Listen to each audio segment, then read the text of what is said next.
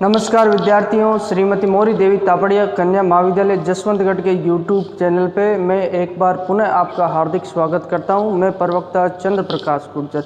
आज की क्लास हमारी बीए प्रथम वर्ष के छात्रों हेतु इतिहास विषय की होगी और इतिहास विषय में हमारी 2 क्लासें हो चुकी है और जिसके तहत हम प्राचीन भारतीय इतिहास के स्रोतों के बारे में पढ़ रहे हैं। और प्राचीन भारतीय इतिहास के स्रोतों के बारे में हमने पढ़ा कि मुख्यतः इनको जानने के जो प्राचीन भारत का इतिहास है उसे जानने के लिए मुख्यतः 4 जो स्रोत हैं उनको 4 वर्गों में विभाजित किया गया है।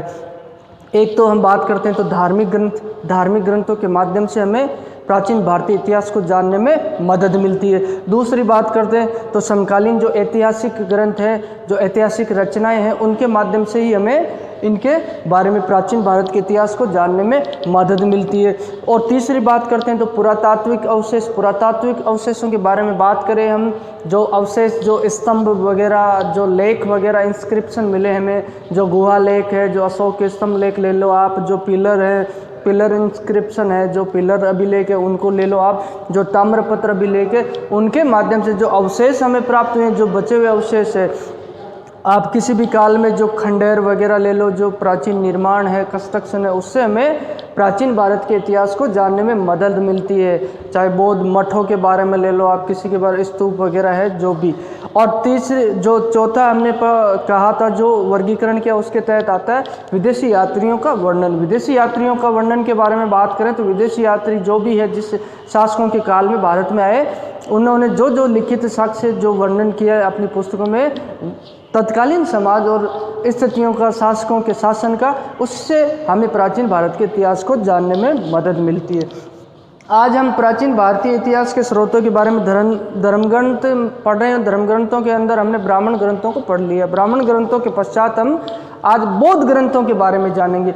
बौद्ध साहित्य उससे हमें प्राचीन भारत के इतिहास को जानने में किस तरीके से मदद मिलती है।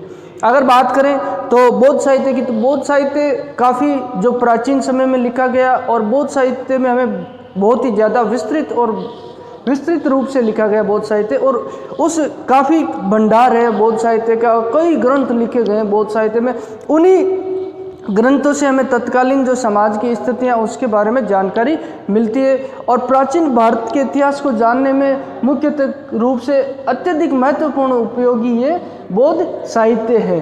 और बौद्ध साहित्य में हमें जो मगध साम्राज्य है, मगध साम्राज्य की बात करें, जो महाजनपदों का उदय होता है उनके बारे में जानने के लिए, और मगध साम्राज्य की विशेषकर जो मगध साम्राज्य का अभ्युदय और उत्थान कैसे होता है, साम्राज्य की स्थापना कैसी होती है, और भारत का जो मुख्य क्षेत्र, जो मुख्य रूप से जो मगध है, जो अत्यधिक महत्वपूर्ण जनपद बन जाता है, उस जनपद का कैसे निर्माण होता है। मगध साम्राज्य की बात करें तो मगध साम्राज्य का शासक बिंबिसार महात्मा बुद्ध के समकालीन था और महात्मा बुद्ध का मित्र था। तो अब बात करेंगे बौद्ध साहित्य में कौन कौन से ग्रंथ है। बौद्ध साहित्यों के अंदर जो बौद्ध ग्रंथ है वो कौन कौन से ग्रंथ है, और बौद्ध साहित्य में उनसे हमें क्या क्या जानकारियाँ मिलती है। तो बात करें तो बौद्ध ग्रंथों को पहले बात करते हैं कि कौन कौन सी भाषाओं में लिखे गए। ये आपसे पूछ लिया जाता है। प्रतियोगिता परीक्षा की दृष्टि से भी आपकी ये क्लासें अत्यधिक महत्वपूर्ण होने वाली है।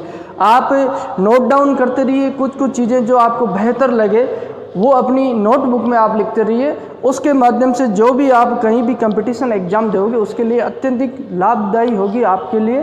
तो बौद्ध साहित्य की बातें करते हैं तो बौद्ध साहित्य कौन कौन सी भाषाओं में लिखा गया। तो बौद्ध साहित्य मुख्यतः पाली भाषा में लिखा गया, और कुछ समय पश्चात शुरुआती दौर में लिखा जाए तो पाली भाषा में ही बौद्ध साहित्य लिखा गया, और उसके पश्चात बौद्ध साहित्य की जो बौद्ध धर्म ग्रंथों की उनकी रचनाएं संस्कृत भाषा में भी देखने को मिलती है। ये मुख्यतः इन भाषाओं में लिखा गया। अब मगध साम्राज्य के उत्कर्ष के बारे में हमने जाना। जो अजातशत्रु है, बिंबिसार का पुत्र है, उनके बारे में, और समकालीन जो जितने भी जो शासक रहे हैं उनके बारे में बौद्ध साहित्य में, जो बौद्ध ग्रंथों में जो समकालीन उसके जो विद्वान और लेखक रहे हैं उन्होंने उल्लेख उसका किया है। सामाजिक, राजनीतिक जो भी स्थितियाँ, परिस्थितियाँ, उनका उल्लेख इसमें किया है। अब बौद्ध साहित्य में मुख्य रूप से किन ग्रंथों को शामिल किया जाता है, और अत्यधिक महत्वपूर्ण बौद्ध साहित्य के जो बौद्ध ग्रंथों में सबसे महत्वपूर्ण ग्रंथ है उन्हें पीटक ग्रंथ कहा जाता है। पीटक ग्रंथ कहा जाता है, जिसे त्रिपीटक भी कहा जाता है। अब पीटक का अर्थ क्या होता है? पीटक का अर्थ होता है टोकरी। पीटक का अर्थ होता है टोकरी। जो ग्रंथों का संग्रह है, 3 ग्रंथों के संग्रह को पीटक ग्रंथ यानी त्रिपिटक कहा जाता है। मूल रूप से जो संग्रह है उनको पीटक ग्रंथ कहा जाता है। और ये पीटक ग्रंथ किस भाषा में रचित है? पीटक ग्रंथ की बात करें तो ये पाली भाषा में रचित है। इसमें 3 है, विनय पिटक, सूत पिटक, अभिधम्म पिटक। ये 3 ग्रंथ है जिनको सामूहिक रूप से त्रिपिटक कहा जाता है और पाली भाषा में रचित है। अब विनय पिटक के अंदर क्या विशेषताएं हैं, इसकी क्या क्या वर्णन उल्लेख इसमें किए गए? विनय पिटक के अंदर जो प्राचीन समय में बौद्ध धर्म के तहत जो धार्मिक मठ होते थे, मठों से आप समझोगे जो बौद्ध भिक्षुओं के लिए एकांतवास और उसमें जो अपने धर्म पे वो गहन अध्ययन और शोध करते थे और साधना करते थे, उस विनय पिटक में ये आचार विचार जो व्यवहार नियम है कि बौद्ध भिक्षुओं को किस तरीके से रहना होगा और कैसे वहाँ बौद्ध मठों के अंदर जो गहन अध्ययन करेंगे, उसके बाद जो नियम विनियम है उसका उल्लेख इस विनय पिटक में किया गया है। नियमों का उल्लेख है, बौद्ध भिक्षुओं के लिए नियमों का उल्लेख।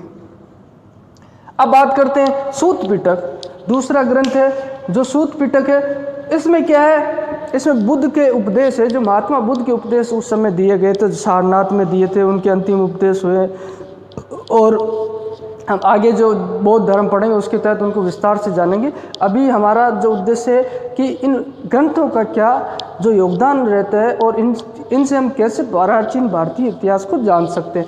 तो सूत पिटक की बात करें तो महात्मा बुद्ध के द्वारा जितने भी धार्मिक उपदेश दिए गए उन उपदेशों को इसमें संग्रहित किया गया है। और इसी सूत पिटक में महाजनपद युग की जानकारी हमें अच्छे से मिलती है और मगध साम्राज्य के बारे में भी हमें जानकारी। अब मगध साम्राज्य की बात करें तो वर्तमान समय में जो बिहार का क्षेत्र है वहाँ मगध जनपद हुआ करता था। और भारत की सबसे सेंटर पावर की बात करें तो केंद्रीय सत्ता के रूप में मगध साम्राज्य उभर कर आया था। अब बात करते हैं अभिधम्म पिटक। अभिधम्म पिटक में क्या है? अभिधम्म पिटक में जो पुस्तक है, जो धार्मिक ग्रंथ है, इसमें बुद्ध के उपदेशों की दार्शनिक व्याख्या की, जो गहन व्याख्या है, जो बुद्ध के उपदेश दिए गए उसका जो सार और मूल निकाला गया वो इन उपदेशों में। इन ग्रंथों के माध्यम से हमें प्राचीन भारत का इतिहास जानने में काफ़ी मदद मिलती है। और एक बात और बता दूं मैं, इसको जो ये पिटक ग्रंथ है इसको बौद्ध साहित्य का एनसाइक्लोपीडिया कहा जाता है। क्या कहा जाता है? एनसाइक्लोपीडिया। अब एनसाइक्लोपीडिया से क्या समझोगे? कहीं आपके क्वेश्चन पुटअप होके आता है, कोई भी कंपटीशन एग्जाम को ले लो, कहीं भी एनसाइक्लोपीडिया यानी संदर्भ ग्रंथ, सबसे बड़ा ग्रंथ होता है किसी धर्म का, तो उसे एनसाइक्लोपीडिया कहा जाता है, जिससे उस धर्म की संपूर्ण जानकारियाँ मिलती है विस्तृत। अगर आपके क्वेश्चन पुटअप होके आता है, कहीं जीके में भी ले लो आप कंपटीशन एग्जाम में, कि बौद्ध साहित्य में, बौद्ध धर्म में, बौद्ध ग्रंथों में एनसाइक्लोपीडिया किसे कहा जाता है, तो आप आंसर दोगे पिटक ग्रंथों को, त्रिपिटक को एनसाइक्लोपीडिया कहा जाता है। अब बात करते हैं जातक ग्रंथों की। तो इन त्रिपिटक के बाद सबसे ज़्यादा महत्व बौद्ध धर्म में, बौद्ध साहित्य में जातक ग्रंथों का रहा है। अब जातक ग्रंथों की बात करें तो जातक ग्रंथों में जो महात्मा बुद्ध है उनके पूर्व जन्मों उनका उल्लेख उसमें किया गया कि पूर्व जन्म में कौन कौन से जो कहाँ इन्होंने जन्म लिया, क्या क्या जो घटनाएं घटित हुई। और इन जातक कथाओं में लगभग 550 कहानियाँ कथाएँ हैं, 550 कथाओं के रूप में पूर्व जन्मों का वर्णन किया गया है। अब कहते हैं कि पाली भाषा में हमने मुख्यतः त्रिपिटक और पिटक ग्रंथों के बारे में, जिसमें विनय पिटक, सूत पिटक, अभिधम्म पिटक के बारे में जाना और जातक ग्रंथों के बारे।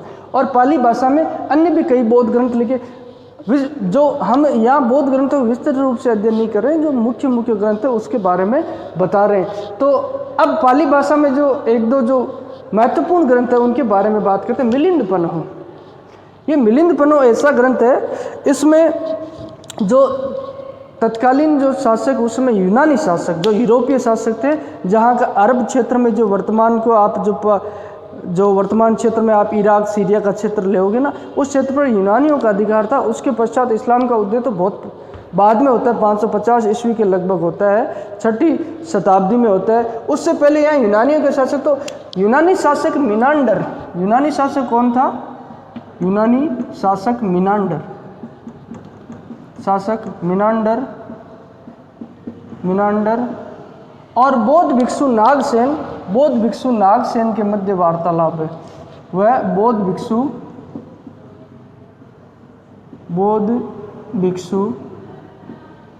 नागसेन के मध्य वार्तालाप। ये मिलिंद बनोद जो पाली भाषा में लिखा गया, इसमें यूनानी शासक मीनांडर है और बौद्ध भिक्षु नागसेन, उनके मध्य जो संवाद होता है, बातचीत होता है, उसके अंश इसमें लिखे गए हैं। और इससे हमें जो अगर बात करें तो प्राचीन भारत का इतिहास जानने में कैसे सहायता होता है, उस समय कौन शासक था मीनांडर और कहाँ का शासक था यूनानी शासक, इस बारे में हमें इससे जानकारी मिलती है। अब ये दीपवंश और महावंश, ये दीपवंश और महावंश है, ये भी पाली भाषा में लिखे गए हैं। जो जैसे हम लिखते हैं देवनागरी जो लिपि है, जो अभी लिपि की बात करें तो हमारे देवनागरी लिपि और भाषा हमारी हिंदी, इसका उपयोग ज़्यादातर करते हैं। तो उसी तरह ये उस समय की लिपियाँ और भाषाएं थी। दीपवंश और महावंश की बात करें तो ये सिंहली अनुश्रुति है, इसे सिंहली अनुश्रुति कहा जाता है, सिंहली अनुश्रुतियाँ कहा जाता है, अनुश्रुतियाँ। ये लंका, श्रीलंका में रचित ग्रंथ है, श्रीलंका में रचित, तो इसमें लंका के साथ साथ हमें भारतीय इतिहास को जानने में जानकारी मिलती है। और सिंहली अनुश्रुतियों में जो मौर्य साम्राज्य है उसके बारे में हमें विस्तृत रूप से जानकारी मिलती है। इसी में उल्लेख किया गया है कि अशोक ने, सम्राट अशोक जो मौर्य शासक है, उसने अपने 99 भाइयों को मार के सिंहासन पे अधिकार किया था, और ये बातों का उल्लेख उसमें किया गया। इनसे हमें प्राचीन भारत का इतिहास जानने में मदद। अब बात करते हैं संस्कृत बौद्ध ग्रंथ। पाली भाषा के अलावा संस्कृत में भी कई बौद्ध ग्रंथ लिखे गए थे कुछ समय पश्चात। तो एक ऐसा ही ग्रंथ दिव्यावदान। अब इसके लेखक की बात करें तो लेखक का पता नहीं है किसने लिखा था और कब लिखा था। मूलतः इसका लेखक अज्ञात, जिसका कोई ज्ञात नहीं, यानी किसने लिखा था वह अज्ञात है। ये ग्रंथ हमें भारत की सीमाओं से बाहर प्राप्त होता है, नेपाल से प्राप्त होता है। और इस ग्रंथ में मौर्य काल का उल्लेख है, और जो पुष्यमित्र शुंग जो अंतिम मौर्य सम्राट वृद्धर की हत्या करके सिंहासन पर बैठते हैं और मौर्य साम्राज्य का अंत करते, शुंग वंश की शुरुआत करते हैं, उसके बारे में हमें उल्लेख मिलता है। प्राचीन भारत के इतिहास के बारे में जानकारी मिलती है। अब बात करते हैं मंजूश्री मूलकल्प है, तो इसके अंदर जो गुप्त सम्राट है, जो गुप्त सम्राटों का कार्यकाल और तत्कालीन शासक जो हर्ष, पुष्यवर्धन वंश से थे हर्ष, 606 ईस्वी से लेकर 647 ईस्वी तक इन्होंने शासन किया था। और इन्हीं के शासनकाल में हेनसांग विदेशी यात्री यहाँ भारत आया था, उनके बारे में ऐतिहासिक जानकारियाँ हमें मिलती है। अब बात करते हैं बुद्ध चरित और सौदरानंद। ये बुद्ध चरित्र, ये भी दो ग्रंथ है। सौदरानंद, इसके लेखक है अश्वघोष। अश्वघोष जो कनिष्क सम्राट, उस समय सम्राट था, शक शासक कनिष्क था, और कनिष्क के द्वारा ही शक संवत की शुरुआत की गई। और वर्तमान में अगर आपसे पूछा जाए कि भारतीय संसद की कार्रवाई, जो कैलेंडर का जो कैलेंडर माना है इन्होंने, जो पंचांग भारत सरकार जिस पंचांग को मानती है वो शक संवत है, और जिसकी शुरुआत शक संवत की शुरुआत सम्राट कनिष्क जो शक शासक थे उसके द्वारा की गई। ये आपको प्रतियोगिता परीक्षा की दृष्टि से भी अत्यधिक महत्वपूर्ण क्वेश्चन होने वाला है। और एक हमें दो और ग्रंथ मिलते, कंग्यूर तंग्यूर, इसके लेखक है तारानाथ, और जो तिब्बती धर्मगुरु थे, तिब्बती लामा जिसे कहा जाता है, लामा का मतलब यहाँ आप धर्मगुरु रहोगे, उनके द्वारा भी रचना की गई। उस रचना में भी तत्कालीन भारतीय समाज की हमें जानकारी मिलती है और तत्कालीन भारतीय शासकों के बारे में जानकारी मिलती है। तो हमने जाना किस तरीके से जो प्राचीन भारतीय इतिहास के स्रोतों में, धर्मग्रंथों में बौद्ध ग्रंथों को क्या योगदान है और बौद्ध ग्रंथों से हमें क्या क्या जानकारी मिलती है।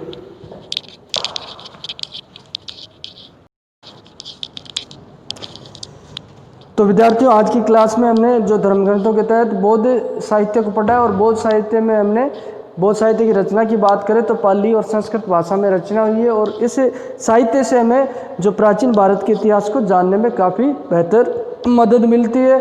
और जो ये त्रिपिटक ग्रंथ है, जिसे त्रिपिटक भी कहा जाता है, इसे बौद्ध साहित्य का एनसाइक्लोपीडिया भी कहा जाता है। और उसके पश्चात हमने जो संस्कृत भाषाओं में हुए कई है जो बौद्ध ग्रंथ है जिनकी रचना संस्कृत भाषा में। अभी तो हमने मूल रूप से सभी बौद्ध ग्रंथों के बारे में नहीं पढ़ा है। जो मुख्यतः ग्रंथ हैं जो महत्वपूर्ण है, जो आप प्रतियोगिता परीक्षा की दृष्टि से भी ले लो, जो अत्यधिक महत्वपूर्ण ग्रंथ उसके बारे में हमने जाना है और इनका जो इतिहास जानने में कैसा योगदान रहता है इसके बारे में हमने पढ़ लिया है। और आगे की क्लास में हम जो जैन साहित्य, जैन ग्रंथ है उनके बारे में पढ़ेंगे इस तरीके से। और उसके पश्चात तो बाकी बच्चे तीन अपने जो 3 वर्गों में और जो अन्य ऐतिहासिक पुस्तकें हैं उनके बारे में जानकारी लेंगे। और पुरातात्विक जो साक्ष्य हैं, पौराणिक साक्ष्य, जो पुरातात्विक साक्ष्य हैं उनके बारे में। और उसके पश्चात हम जो विदेशी यात्रियों का विवरण है उसके बारे में जानेंगे। मैं उम्मीद करता हूँ कि आपको अच्छे से समझ में आएगा। अगर किसी तरह की शंका समस्या हो तो आप निश्चित रूप से मुझे अपने जो ग्रुप है उसके तहत मैसेज कर सकते हो। और जो है मैं कह रहा हूँ क्या, हाँ, आगे की क्लास में हम जैन साहित्य को पढ़ेंगे। तो आज की क्लास के लिए इतना ही। बहुत बहुत धन्यवाद।